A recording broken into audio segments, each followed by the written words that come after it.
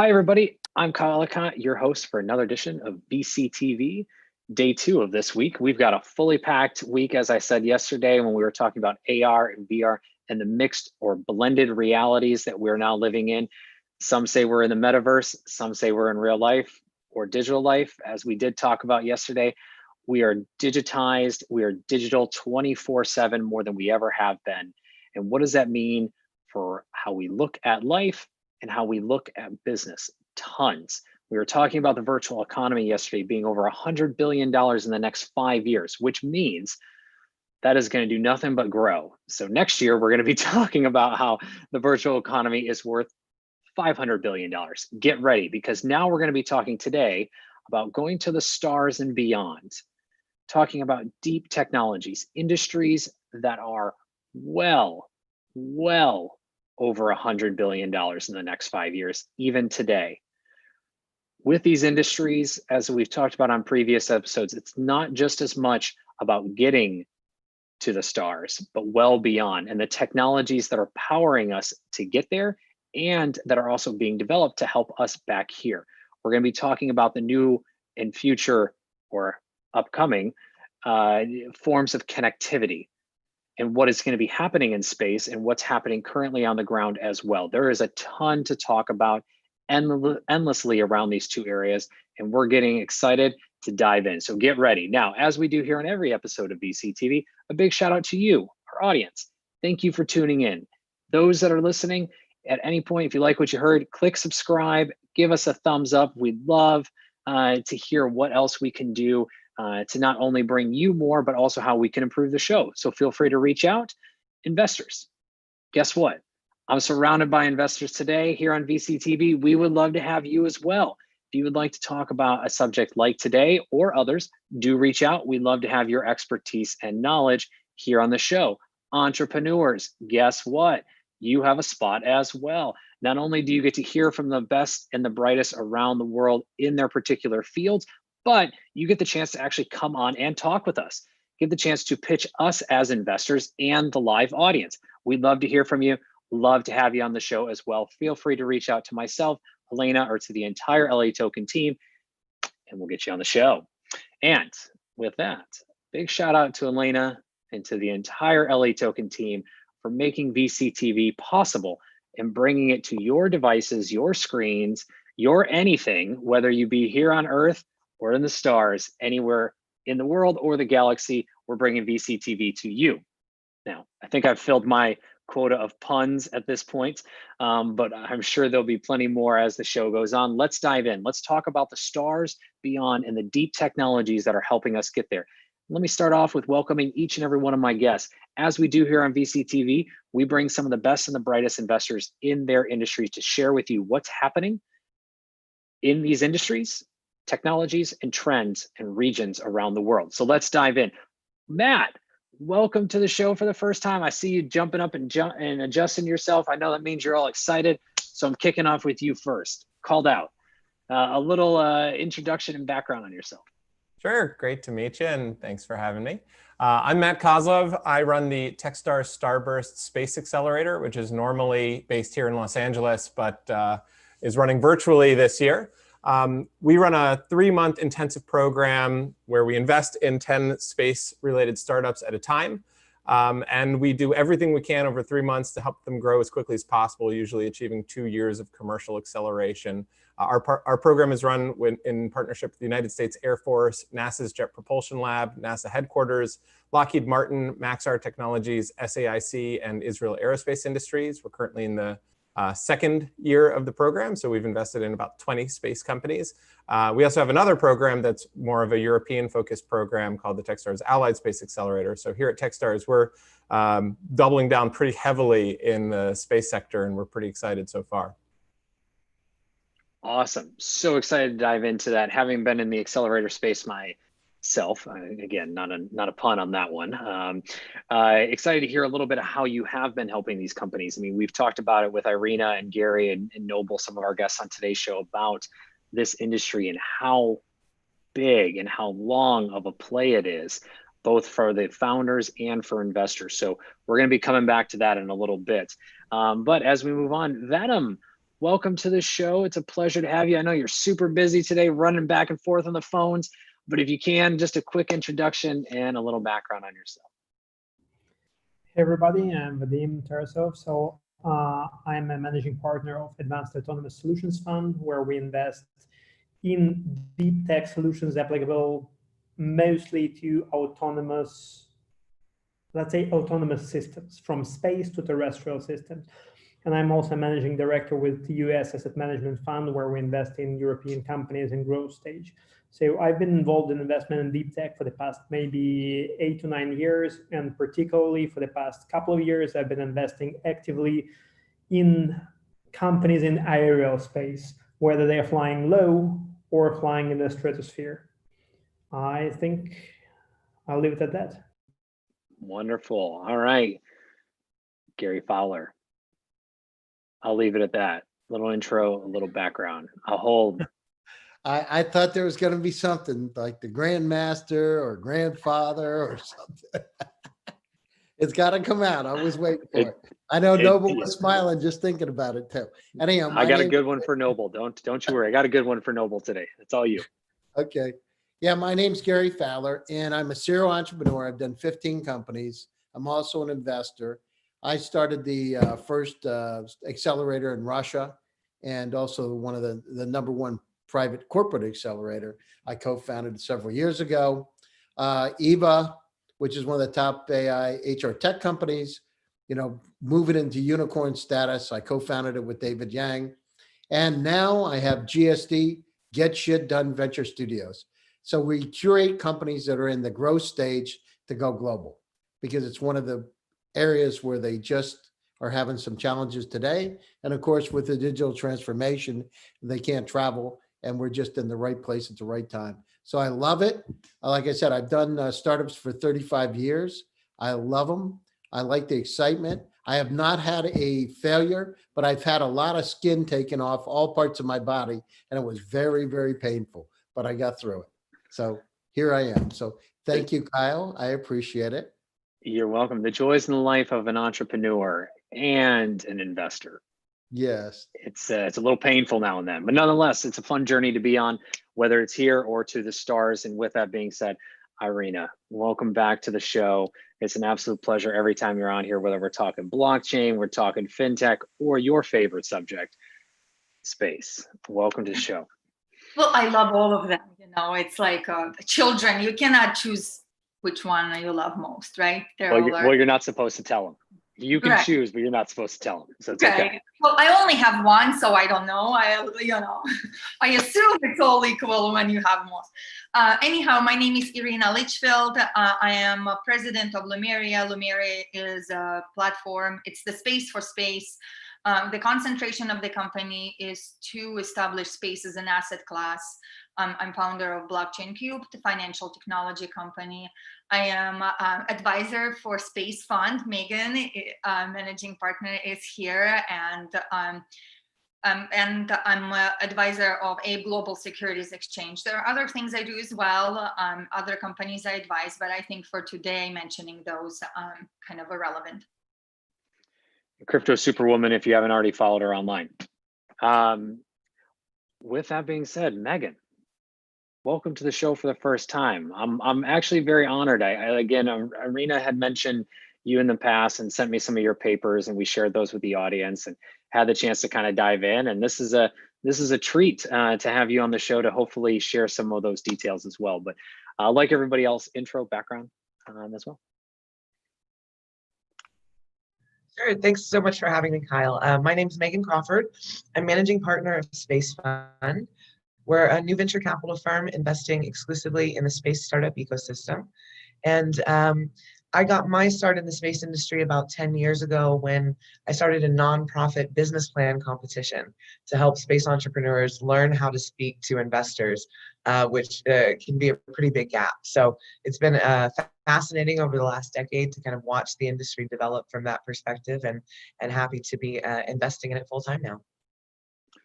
Love it. And this is also a very exciting industry for our audience to listen to. Investing in space has been something that's very rarely spoken about. let's use that phrase, spoken about over the past few years, and it's starting to heat up because there's so many different opportunities. And as we've been talking about and through our introductions, technology, deep technologies, these infrastructural technologies we've been talking about here on VCTV now play a foundational role in this industry more than they ever have been.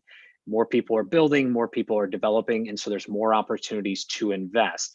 We're going to get into why and how and where those opportunities are, so stay tuned. Bashish, welcome to the show. First time guest as well here on my show. It's you look like you're in a wonderful library. Well, that's the office. Thank you. Oh, well, thank you for joining us from the, I mean, it's immaculate. It looks like it's been perfectly cleaned. Welcome to the show, a little intro and background. Thank you, Kyle.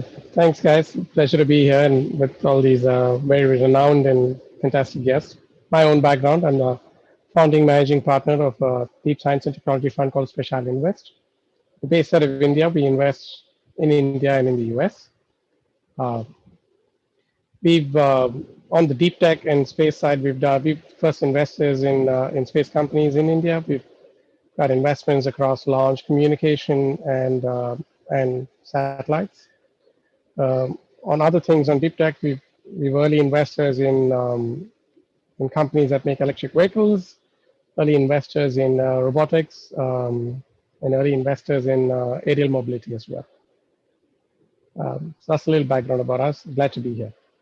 Wonderful. Lots of deep tech we're going to dive into. And last but not least, before we jump into all of this, a man who may be from the stars, from the earth, maybe in the metaverse, maybe in the matrix. We don't know. All we know is he's here almost every day on VCTV, and we are very thankful for that. Noble, welcome to the show. Thanks, Kyle. See, he left the best for me, Gary, today. There you go. I held off on Gary. You know, I held off on Gary. You held off. I know. Hi, everybody. My name's Noble Dracone. I've been an entrepreneur for 26 years as well in the investment industry. We've done nothing but raise capital as well as run hedge funds. I evolved from the original investing in the switch from paging to cellular cell phones and digital cell phones that we have now. So I was part of the whole transition in 99 to 2000. Since then, my current focus is working with an accelerator. I'm accelerator.la, where we have kind of a mandate to raise over $40 million to assist 300 startups across a wide spectrum of fintech, blockchain, augmented reality, and as well edutech and space. So we're very aggressive in our push to really help those nascent companies and push diversity across broad spectrums. Good to see everybody. Wonderful. Well, welcome everybody, and a pleasure to have each and every one of you. And I want to start off with the big question that I think is on everyone's mind. There is bits and pieces of both these industries that are shifting and changing, not just today, but looking towards the future, moving very fast. Gary brought it out. The digitization of many different industries has happened over the past couple months and is doing nothing but getting faster. We've talked about some of the stats around space. We've talked with Vadim and Gary and others around where things are in specific areas of AI and autonomous. All these industries added together, we are looking at trillions of dollars. We're no longer talking about billions.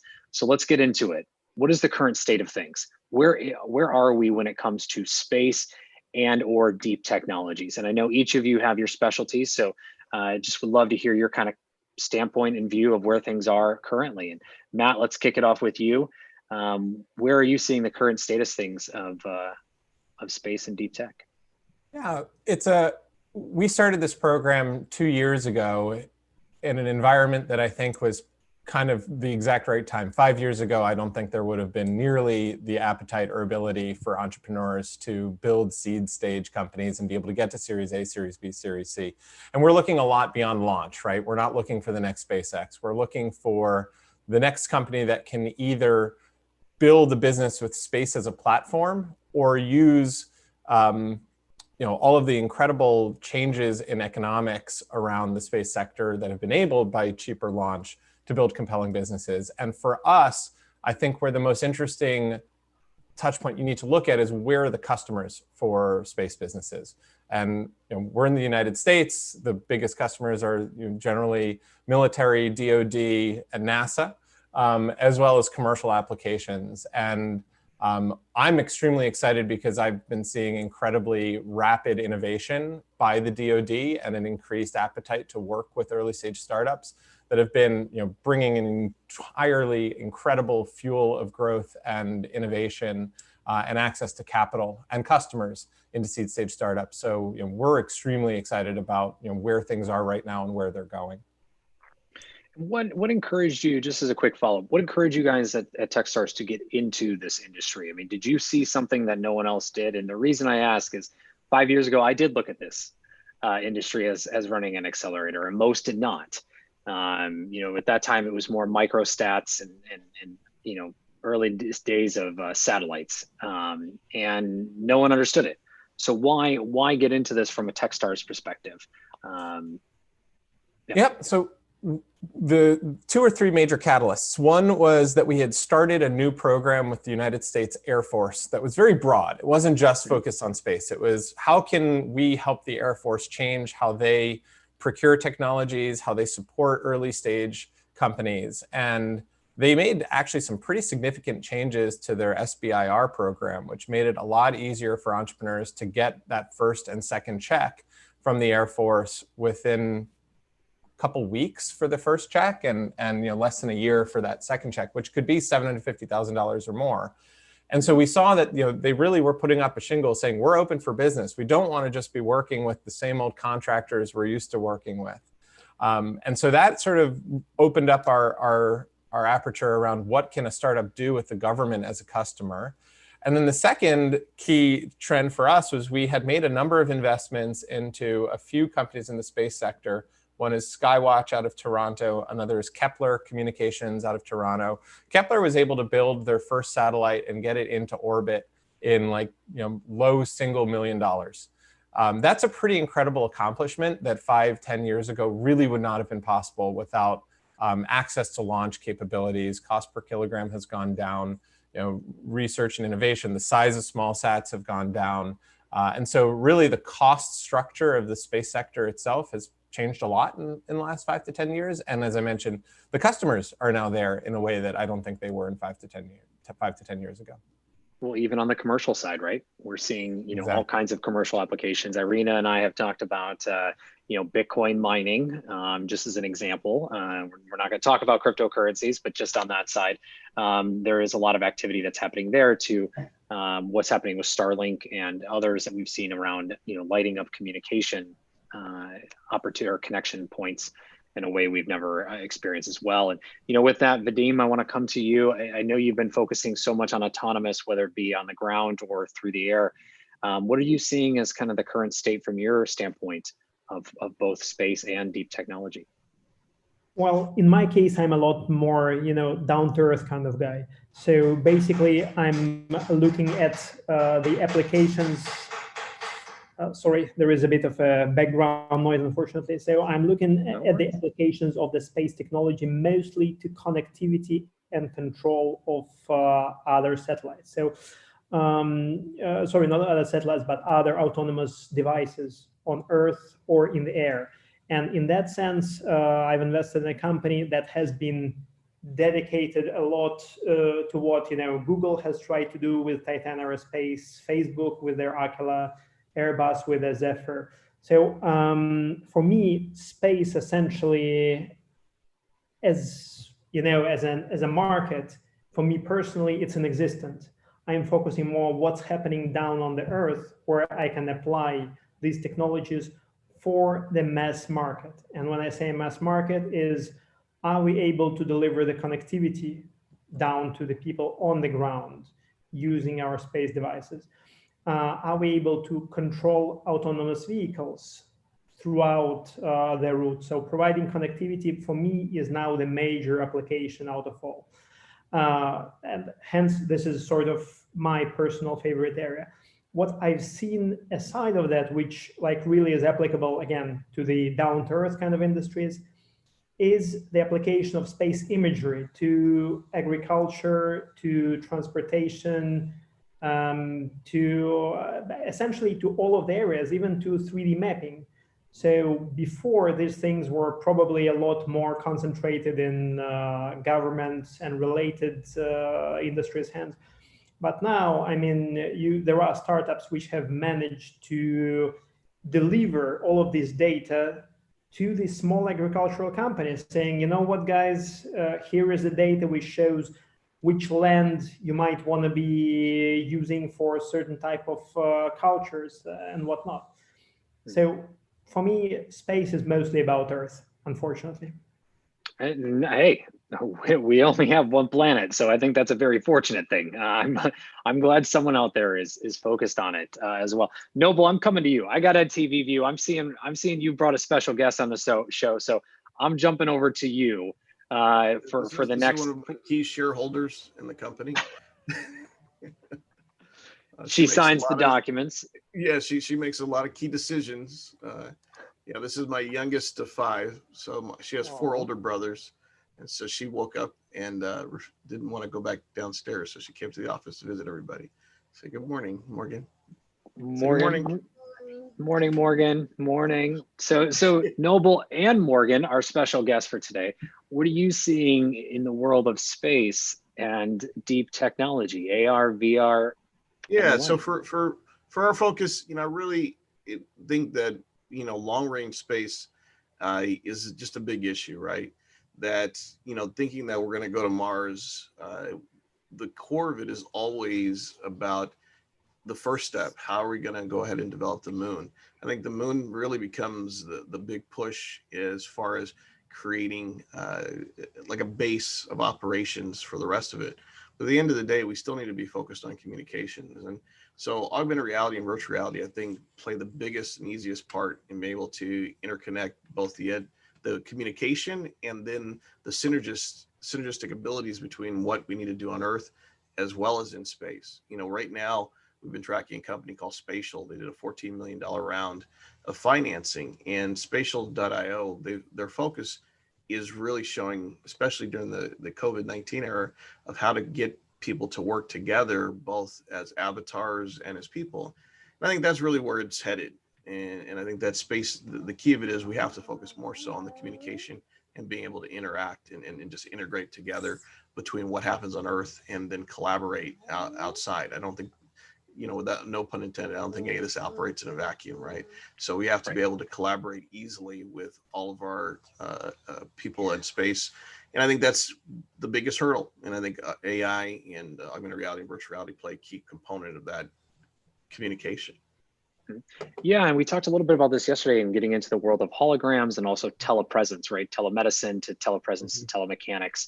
We'll just call it telepresence going forward, but there's so much application, and one big issue that I'll reemphasize you mentioned is that communications, because we're no longer talking about what sounds easy in today's world. Me sending a message to you in Los Angeles or to Gary in Florida, it's now going straight up in the sky, and whether that be just above orbit or that's much further out, there's a lag in that communication, and there's a skipping step that has to happen, and there's problems to be solved there. And Megan, I see you shaking your head. I want to come to you next. What are you seeing as kind of the current state? I mean, you've been leading this industry. I'll argue. I'll stand up for you. You are leading this industry. What have you seen really shift and change over the past 5 years, and kind of where things are today going forward?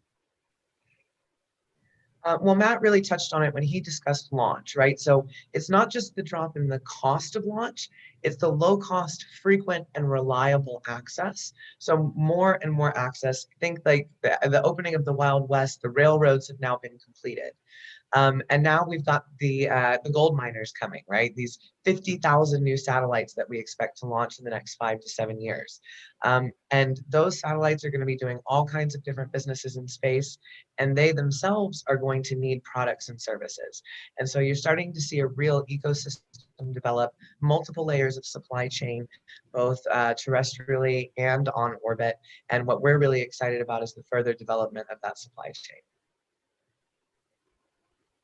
And that's I mean, that's huge. I mean, you're essentially leaving it there. I mean, it's perfect. You've called it out. This is a gold rush in the best of way, because so many opportunities. I mean, whatever technology we talk about here on VCTV now plays a role in where this industry goes. Because as Gary's about to tell us next, you know, we only have one planet, we only have one Earth, but there's so much more that's out there that we can be a part of.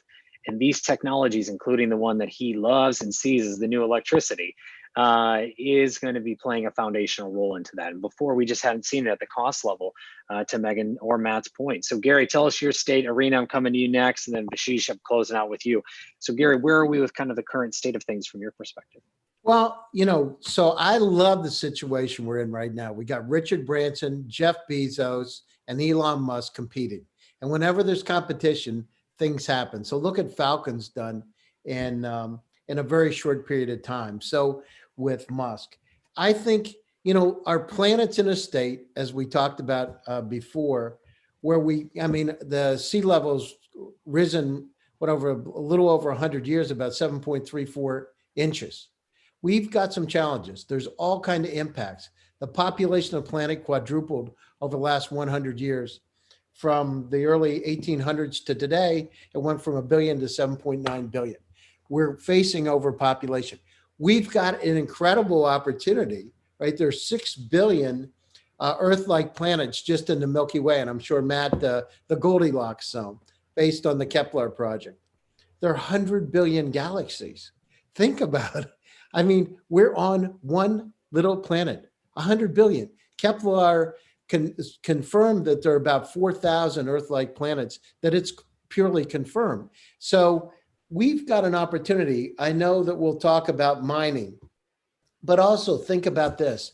Think about the technologies that have come out of doing exploration, space, cell phones, memory foam, a baby formula. I mean, Velcro from the Russian space program. I mean, incredible. These are just a few of cell phones. There's so many technologies that come out of doing this type of research. So on the other side of it, I just sent over my article on artificial intelligence and space exploration. I mean, think about it today. There are 150 150 terabytes of data that a satellite needs to process. If a ship is traveling to Mars, think about all the debris it's got to navigate.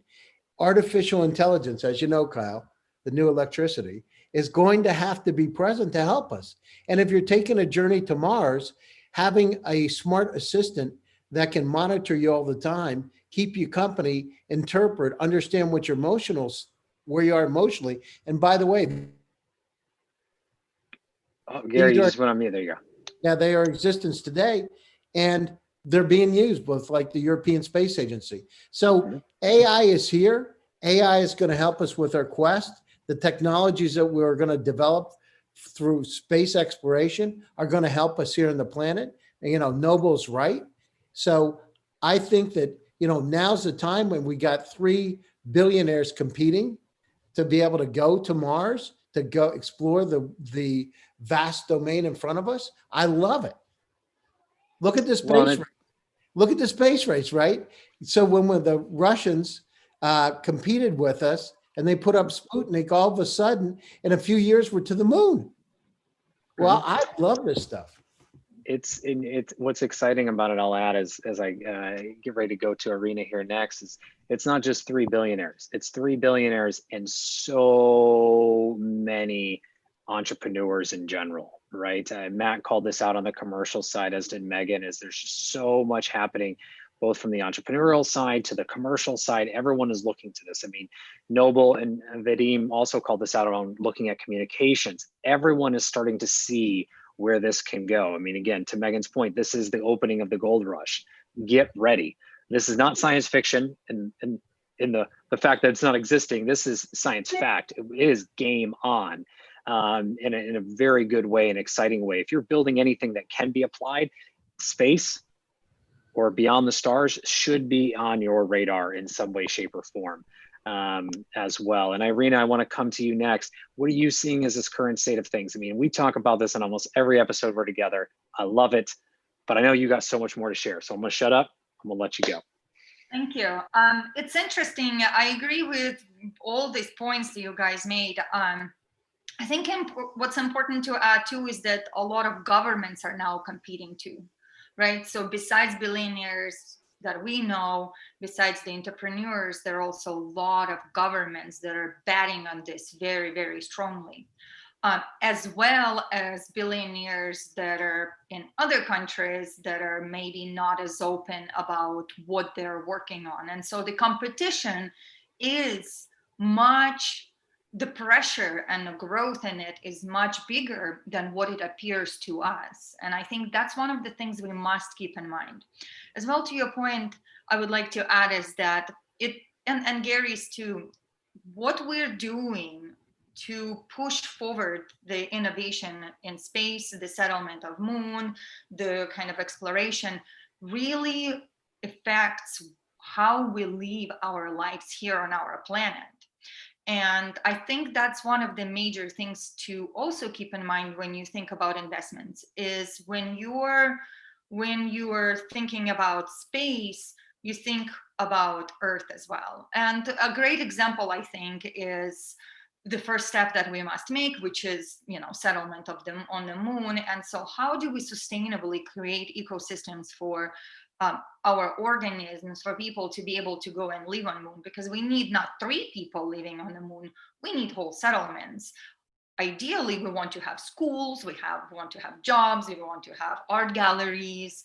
All this requires us existing there. And so I think that what's interesting and what's happening a lot now is that we're starting to see the development of these pods that are self-sustainable, right? That is, if you're a family of 4, you can take that pod and you can go wherever, anywhere on a planet, right? On our planet, and have healthy food, have good water, and make sure that you can live on this sustainably forever, or until you die, obviously, from natural causes or whatever. But I think that's very important because still on our planet, there's not opportunity and availability to live abundantly everywhere, right? The planet has wonderful places where you can flourish, but there's a lot of places that could be occupied and are beautiful where it's like, you need that pod to live in. And so I think that's my point, is that if you're a business, think of connecting, like Kyle said, connect Earth to space and think outside of box. Not only the things, there's so much opportunity there that is just untapped, that people didn't think that it's needed. And if you have an idea, go for it. And remember that that's exactly the point to what Gary said, is that the innovation, us pushing the science and us going in and saying, this is a crazy idea, like I'm gonna be hexed for it in my community of scientists, but I know this is that time. This is the time when we change the way we look at physics. This is the time with the way we look at longevity of people. This is the time we push boundaries in all the ways, and all because of space development. Absolutely. I mean, if anything, space will bring, as it did in the past, a whole new wave of new technologies and new applications and a new way of thinking as well. And it's going to be super exciting to see that. Vashish, to you, last point, what do you see as kind of the current state of things before we get to a very exciting second half of this show to further go in depth on these areas? Oh, Vashish, you're on mute. Your office is so clean and so spectacular. You just muted it. There you go. I think when we look at space and from a short-term commercial application, we're keeping deep space out, and we're looking at space both in upstream and downstream. What we define as upstream is anything that goes up from the ground. So launch systems, particularly for small satellites, launch systems that allow you to launch anytime, anywhere. We're looking at space propulsion systems where we're looking at cleaner ways of having propulsion systems in space. We're looking at opportunities in communication where we're saying radio frequency in its current form has its limitations in scale, in costs, and we're trying to see if photonics or optics can be new applications in there. So all of those are very interesting applications on the upstream side. And I think, like the other guest mentioned, the downstream is equally interesting now that you possibly have about 50,000 of these satellites who, in the years ahead, are going to go up and snap a bunch of photographs of Earth in different shades and sizes. You're going to have to find ways to put them to use, for new business decisions, put them to use by industries that haven't had access to such data. And we think there's a very large downstream opportunity there. And as a firm, we've got a couple of investments on the upstream, one specifically on a launch vehicle that's building, anytime, anywhere, mobile launch for small satellites. We've got something going in the photonics terminals for communication, and we've also got a downstream company that's working on geospatial. Well, and I mean, that data is so powerful. Throw AI on top of that in Gary's world. I mean, bring that to emerging regions around the world. It's a whole new game. From everything you just said. I mean, it's just a wild world. And so now getting into the second half of the show, I got questions for each and every one of you. So Vashish, I'm going to start with you. Last to finish, first to go. Here we go. You've made a ton of investments in this space, looking at India in the space program in India, also making some around the world. What made you pull the decision, right? Write the check, push the button, whatever it may be, into these companies? When you saw them, what was your process for saying yes to investing in a company that is going to have potentially a 10, 20, 30 plus year longevity as an investor? I think at a high level, there's a lot of conversation about data and data at a micro level, data at a mobile phone level, data on social networks, and the biggest data is the human footprint, the data we're creating on planet Earth. And the only cohesive way that you can get that is by taking a photograph of Earth from outside. And hence space is supremely important, from being able to collect real-time information on what's happening on the planet for you to make business decisions out of it. I think that's what sort of got us excited to take a look at it. And I think, as Matt mentioned, just about the time we were looking at it, a few interesting trends were happening. One, satellites were getting smaller. Two, cost of launch was getting cheaper, which just meant a whole lot of people who couldn't afford to put satellites now were able to do it. You had a multiplier effect, right? Things were getting smaller and they were also getting cheaper. So you had like a domino or a double effect for companies to build and send satellites up. And I think that's sort of what opened up the gateway. And in terms of what got us to writing the check, I think, we're looking for very tenacious entrepreneurs. We know this is an extremely long and painful journey. This is not one of those where you get product market fit in 9 to 12 months. It's going to take a few years and regulation to be on your side to play it out. And I think we're very fortunate. We're working with 5 or 6 of them who are very tenacious, who are very passionate about the space. And I think just that we're a deep tech fund, we need to fundamentally think there's a great deal of innovation. So each of these companies have very deep IP that they're sort of building, which we believe, gives them an edge over what some of the others are building for. And we think they're going after a white space within what everybody else is doing. Mm-hmm. And with that, Irina, I want to come to you as well. I mean, you are a champion of investing in this space. A similar question to Vashish. How are you looking at companies in this space? How are you working through that diligence as those other investors who are listening may want to get in? But again, how do you value, how do you judge, how do you really research a company in this space is definitely a question I've seen and heard many times. So my work right now is really on bringing liquidity to growth stage companies. That's kind of what I'm concentrating on. So that makes it makes it a little bit different, right? Because these are already established companies, and the reason I'm doing it and I've been motivated to do it is because I realized that kind of as an asset class, it doesn't exist anymore. And so we also have a crisis in the space industry. As much as it is wonderful to see all this development, all this growth, there's also not enough liquidity and not enough opportunities for companies to kind of go on their own, and they end up either being acquired by bigger companies, which really kind of stops innovation on its own. You know, it holds it, and I think of like holding it by the throat and shaking everything out of it, right?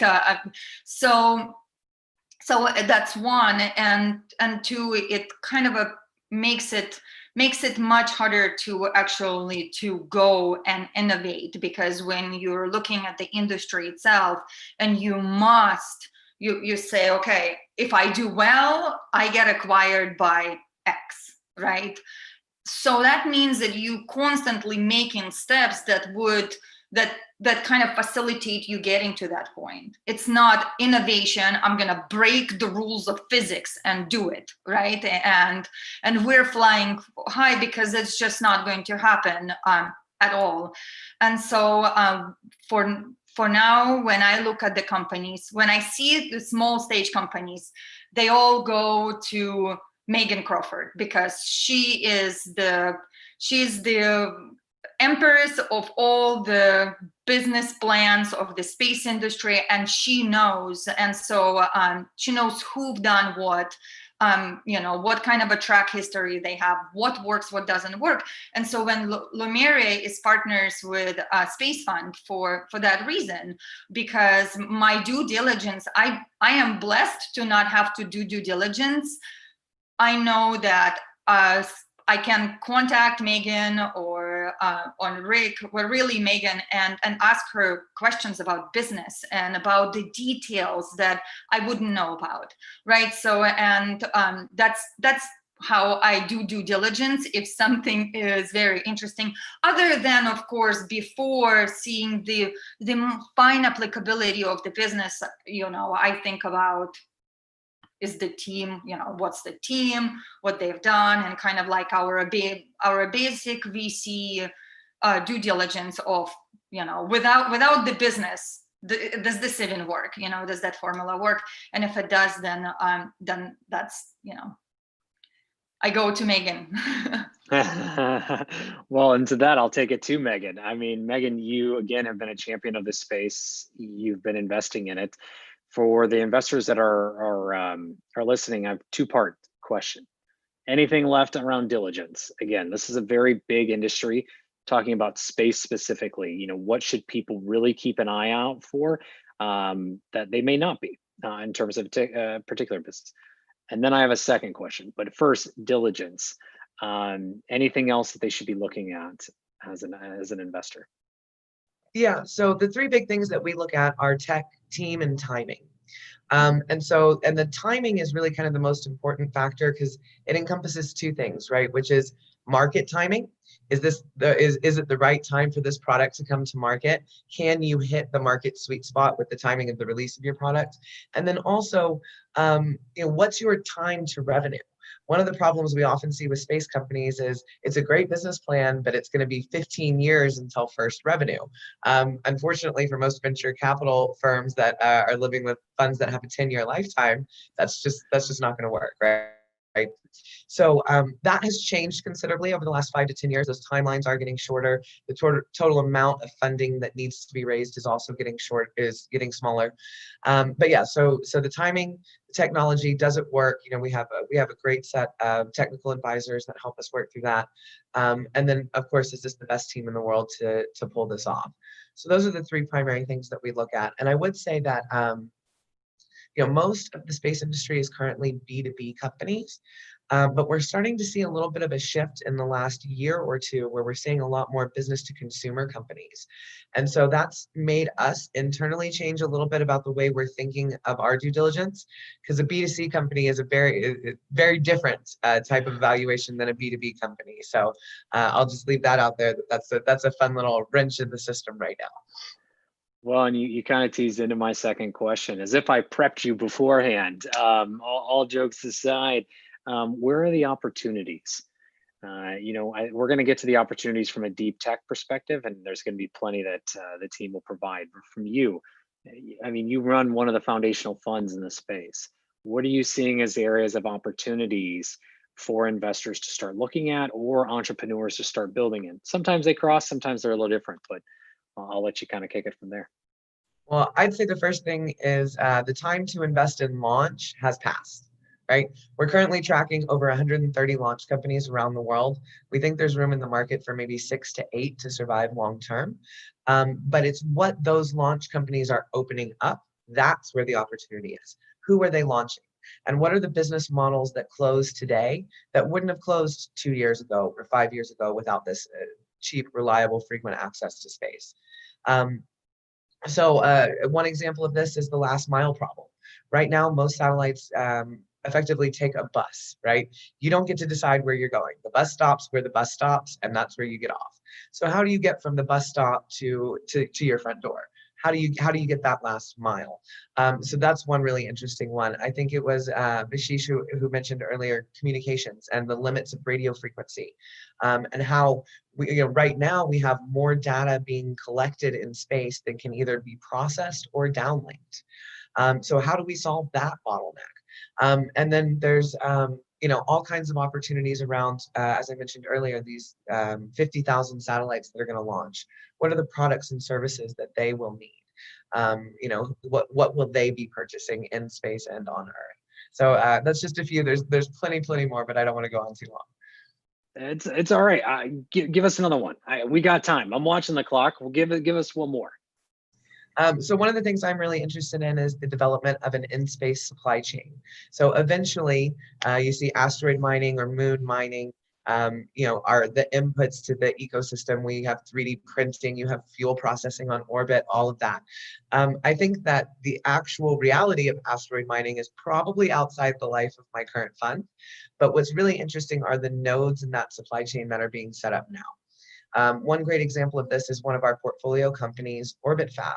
And they're building fuel depots in space to refuel satellites. And eventually they will hopefully have, the fuel that goes into those fuel depots will have come from asteroids and been refined and brought to the fuel depot. In the meantime, they've got a great business model launching fuel from Earth and doing the refueling in space, but nonetheless an important node in that future long-term in-space supply chain. Audience, if you're not excited about building or investing in this space, rewind and start over. I am so geeked up. I want to end this Zoom right now and go build something. This is super exciting.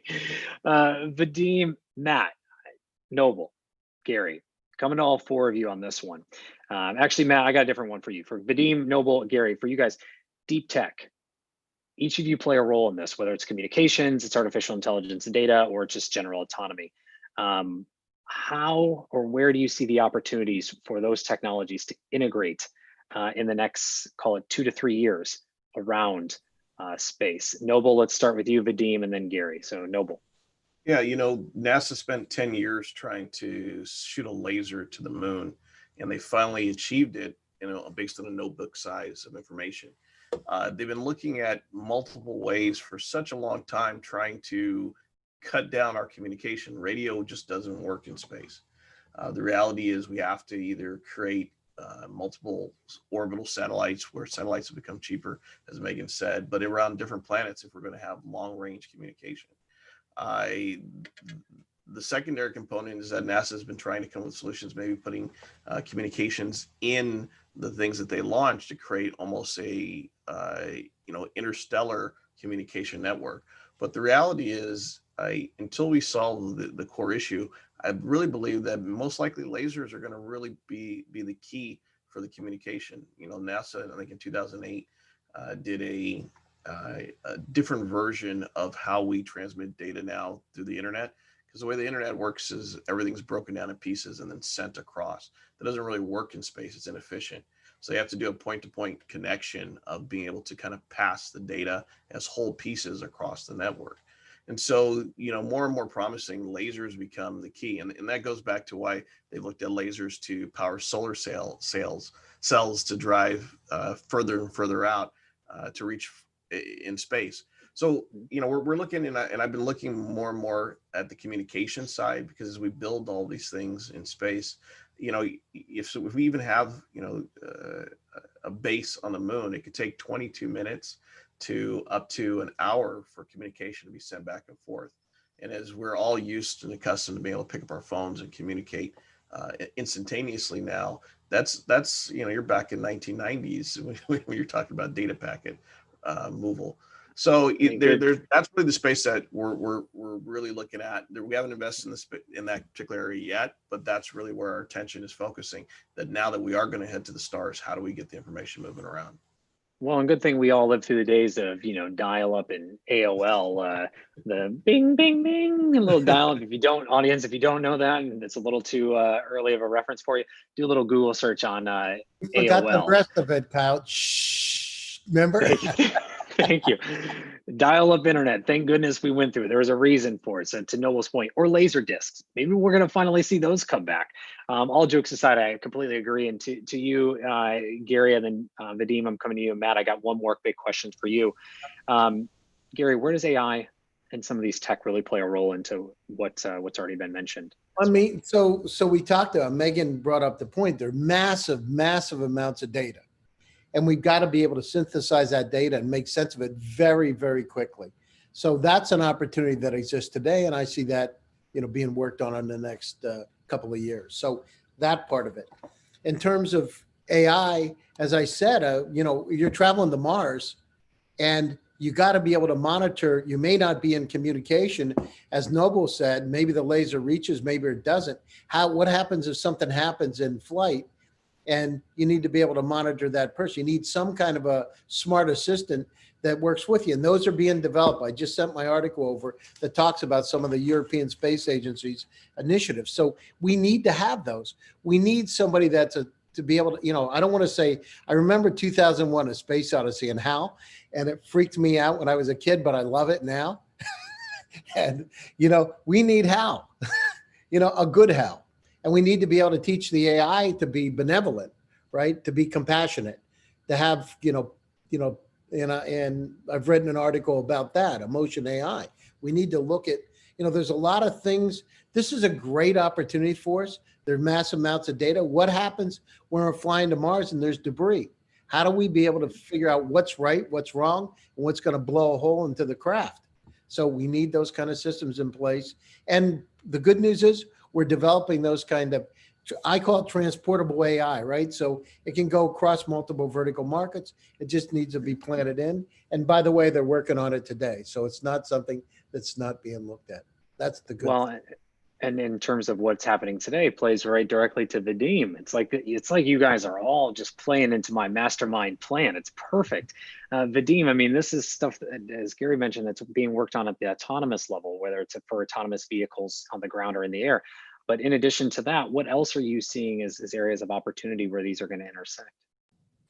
Well, I would actually double down on the topic of connectivity, but not laser-based connectivity between the stars, but rather actually making the world a better connected place.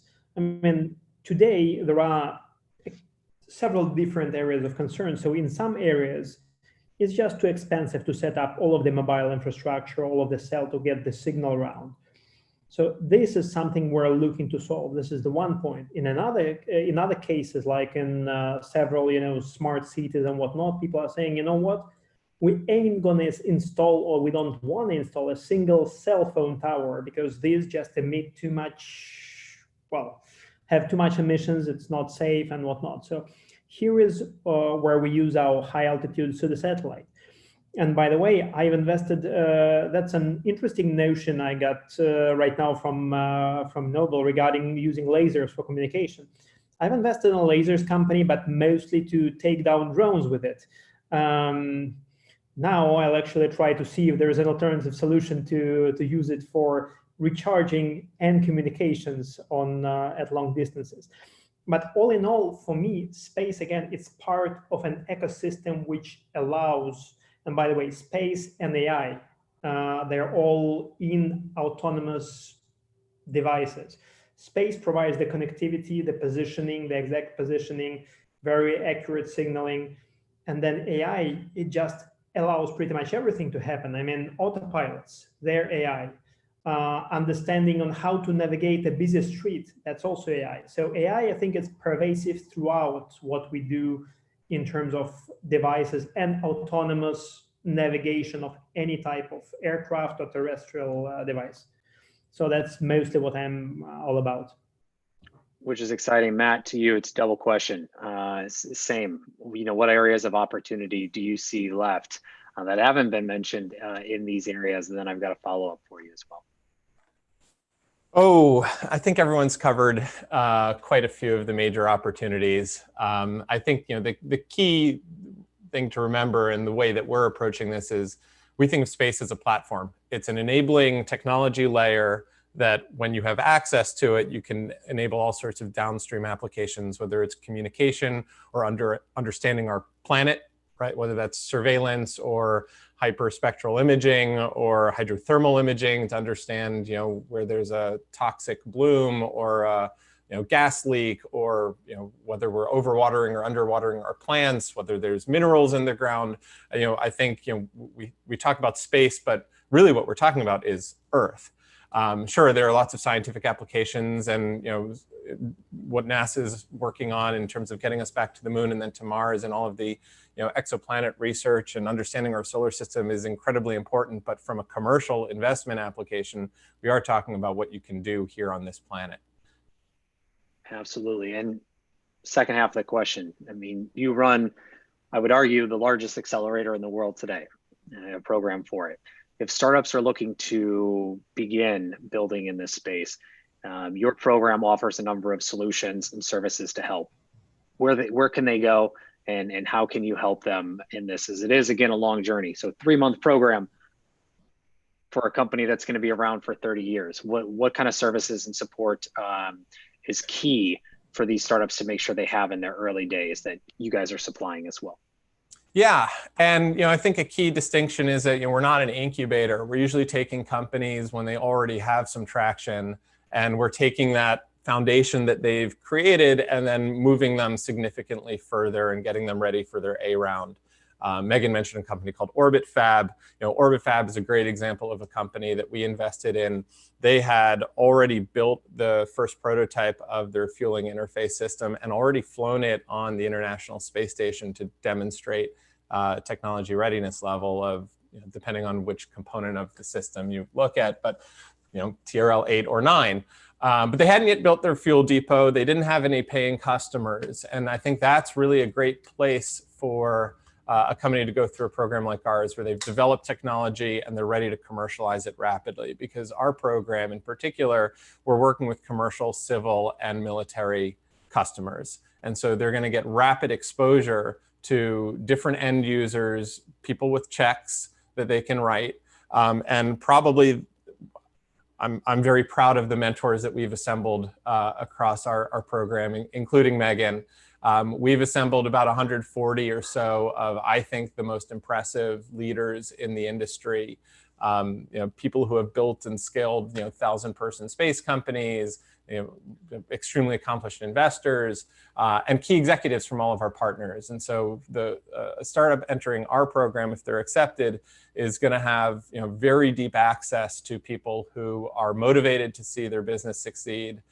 Many of them who actually are looking to get pilots in place and grants in place and develop rapid commercial relationships. And so as a result, a lot of the companies coming out of our program leave with a real business, not just a technology. They leave with a pipeline of customers, some anchor key clients and partners, and usually they are in a really good place to fundraise. And I would also add is, as you mentioned, mentors. This is definitely an industry to have those mentors and or advisors, people that are not just bought in to the program that you're a part of, but bought into you and bought into your business and seeing it succeed and really being able to lean on them. And it's also, I'll add, okay to grow with mentors. So you may switch mentors in and out, you may add, you may remove as your business grows. And I mentioned that around this industry because, as I said, this is a long journey, as all of our investors have said today. Mentors will play a very different role as your business grows and scales. And when it comes to space and all the things we've talked about, there's going to be different points in which you're going to need very different mentors. So to what everyone has said, keep that in mind as your business grows. Investors, we are at the lightning round. I've got 2 questions. First is closing thoughts. What closing thoughts do you have? And the next one is a fun little question before we give a shout out to where everyone can find you. Megan, you unmuted first, so I'm going to call on you. Closing thoughts. And we've only got a few minutes for each of you, so just a quick closing thought on where things go from here.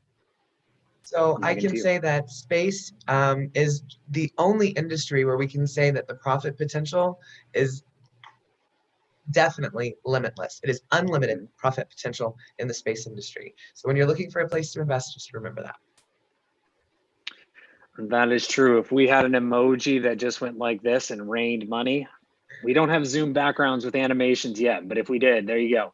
Absolutely agree. And to that point, whether it's here on Earth, it's in the air, or it's beyond the stars, there's so much that's unknown and unlimited, to Megan's point. So definitely agree. And check out Space Fund if you haven't already. Shameless plug. Noble, to you, closing thoughts. You know, I always love coming on these panels because it's, you know, we operate a little bit in a vacuum. So it's great to meet Vadim, Megan, and Matt, and re-meet Irina. I think that when you tap into the whole idea of space, Gary hit it best. Everything that's being built for space, and even Vadim said it, is really going to impact us here on Earth. It's going to improve our life and our quality of life. And so as we build better communications, we build better ways to get to space, it just changes the way we live and the way we operate. And so it does create the next wave of not only billionaires, but someone said earlier, trillionaires, because it's unlimited. It goes from here to literally the stars, as we set it up. So it's a fun area to be in. It takes a lot of futurist thinking, and it takes a real broad and open mind to see what's out there. But I love the direction it's going. Broad mind is exactly what you need to have. When it comes to the next generation of building companies, investing, if you don't have a broad mind, you're going to be missing out on a lot of great opportunities. The digitization wave that we just went through and we're going through is going to expand opportunities in ways that you can't even realize. Science fiction hasn't even painted them for us yet. Vadim, I see you smirking. Don't worry, I'm coming back to you next. Ashish, to you, closing thoughts. I'm just going to check if I'm not on mute. That's great. You're good. I think that I think the 3 billionaires whose names we sort of mentioned earlier have sort of been leading what I think is the first wave of privatization of space. And I think there's a second wave of what I think of democratization of space. Still very early days. The part I love the most is, space has worked at a time and era where you did not have 3D printing, you did not have the new materials of science, and you've been doing that since the 1960s. And now is a great time to see the intersection of these new technologies, new materials, new kind of manufacturing, and see if there's a way to do things smarter, faster, better. I think it's still very early days and a lot ahead of us. And with that being said, early days and the keyword being new and unlimited opportunities. That's why people like we have on today's panel exist, and why our audience, as you're listening, should be checking in with each and every one of these, whether it's partnering up, whether it's co-investing, whether it's joining their funds or tapping them for a great conversation of advice. Do not be shy. Gary, closing thoughts. So, I mean, it's not really, space is not really the final frontier. Space is really realizing the unlimited opportunities. So imagine there are 100 billion galaxies estimated to be out.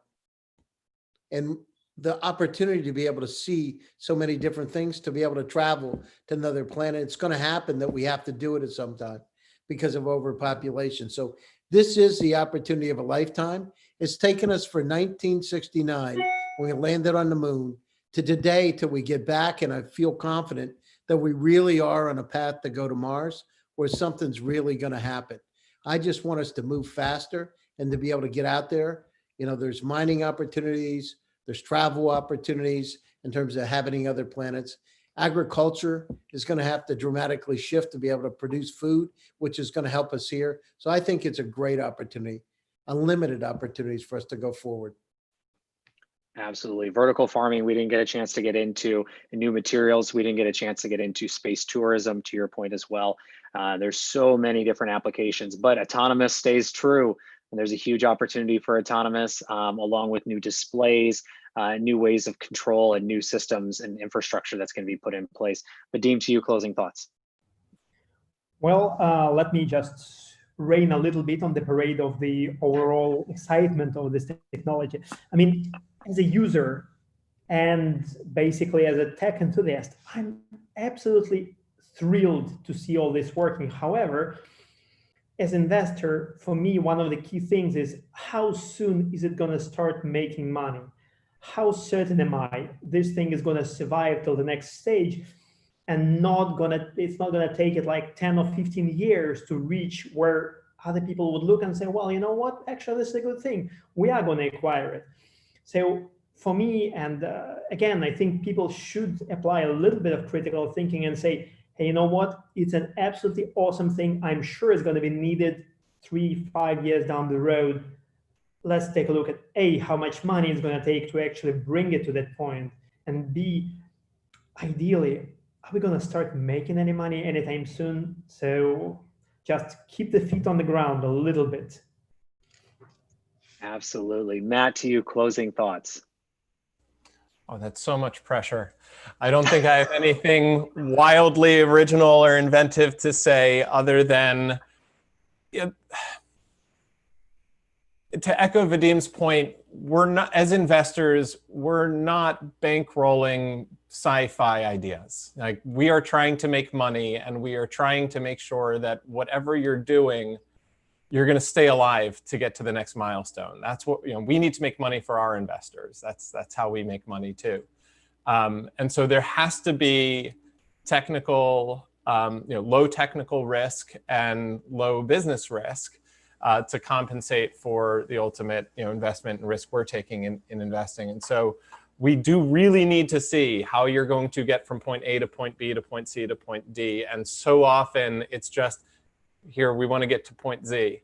And so really demonstrating that you've built something that works, that customers are there to fund you, that you can get to revenue in not 3 years, but in a realistic time frame, and that you are going out and hustling and getting those grants, and you're working with the government. And to be honest, a lot of the space companies that we're investing in aren't even describing themselves as space companies. They're commercializing in agriculture or energy or oil and gas or communications. And maybe they touch on space, or maybe space is just part of the technology delivery.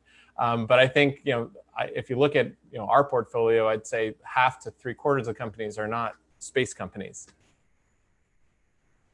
Absolutely, and great point. Irina, last closing thought. Thank you. So I think that this industry is young. For free enterprise. This is a really interesting thing to consider. It's been around for a long time. However, it's been available for free enterprise only 10 years. And so, as I was saying, we have a lot of problems inside of the industry because there's not liquidity step to step to step. Just like Matt said, make sure that you actually fit into a plan, right? Like that if you were a traditional company, you would go from one stage to another, right? So if you are a seed company, don't go and raise $15 million, please. Nobody's going to give you $15 million if you have nothing. But whatever, besides the point, we do have a lot of this. The point I would like to make today is that I would like for you to understand that it's time. It's time for different verticals. It's time for investors to look into interesting opportunities. And when you're looking in those opportunities, think of it as a portfolio. So have a short-term investments to long-term investments, right? Just think of it as a space portfolio. Have your own space portfolio if you have ability to deploy that much funding. That's one. 2, entrepreneurs. It's not too late. It is amazing to me that people think that the space industry is saturated and everything to be invented already been invented, and it's just too late. They're too late, right? You're not too late. You're just on time. In fact, it's a little early, right? 2 years ago, why would you have a space fund? Well, it makes no sense. And 3, if you are just a person who is not interested in starting your business, who is not interested in, or does not have opportunity to invest, or even not interested, even if you do, think of working in the space industry as well. There are a lot of amazing opportunities, and we need people in the space industry to go into the space and do work. If you're marketing, please reach out to space companies. They need you, right? We need to be able to build a bridge from traditional expertise into the space expertise. And so no matter which one of those verticals you are, look at space, reach out to us. Everybody on this panel is available and would be happy to guide you. Absolutely. Now, we are over time, and we have another show here in just a minute. So here's the deal. What planet do you most want to visit? And then where can everyone find you online? Super quick. Matt. I want to visit a moon. I'd like to go to Titan. Awesome. Titan, where can everyone find you? Super quick. Matt, where can everyone find you online? Oh, sorry. Matt.kozlov@techstars.com. It's Tuesday. It's not Monday. It may feel like a Monday. It's Tuesday. Vadim, where can everyone find you? What planet do you want to visit? Well, I want to be burnt up in the sun. This is as an answer to the first question, and as in where you can find me at vt@aas.fund. Gary, to you, planet, and where can everyone find you? Yeah, I mean, it would be really cool to see one of the exoplanet that's in the Goldilocks zone to see what's there. It would be really cool. So you can reach me, Gary Fowler, at LinkedIn is the best way, or Gary at gsdvs.com. Be happy to hear from you. Thank you. Get shit done, ladies and gentlemen. All right, Vashish, same to you. Planet, where can everyone find you? Great. I think I'm going to be very happy to be right here. I ain't going anywhere. You can find me on vishesh.rajaram@specialinvest.com. Available 24/7, 365 on social media, on planet Earth, ladies and gentlemen. Noble, planet, where can everyone find you?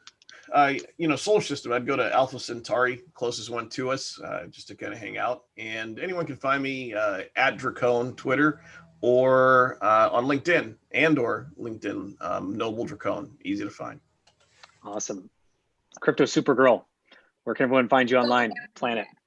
I want to be everywhere. So I want the technology allow me to just hop back and forth anywhere I want, just for like an hour visit, stretch my imagination. If you Google Crypto Superwoman, you'll be able to get a bunch of links to all kinds of, ways to contact me. Awesome. Megan, close us out. Planet, where can everyone find you? And Space Fund. Well, I'm going to be retiring to the moon, and I will visit everywhere else. And you can find us at spacefund.com. Rock on. All right, everyone. Thank you so much for joining today. Appreciate all the insights. To our audience, thank you for tuning in. If you like what you heard, give us a thumbs up. Feel free to reach out if you'd like to be on a show like today. Thank you, Irina. Or if you're an entrepreneur who would like to pitch us as investors and live audience, we'd love to hear from you. Thank you, Gary, Megan, and we'll be back here in about 5 minutes with another episode of VC TV, talking all about energy and sustainability. So now we've just talked about what's going to get us to the moon or to the stars and well beyond. Let's talk about the energy and the sustainability here on Earth and well beyond the stars as well. I'm Kyle Eckhart, your host. A big shout out to Elena and to the entire LA Token team for bringing VC TV possible to you, our audience. And I'll see you back here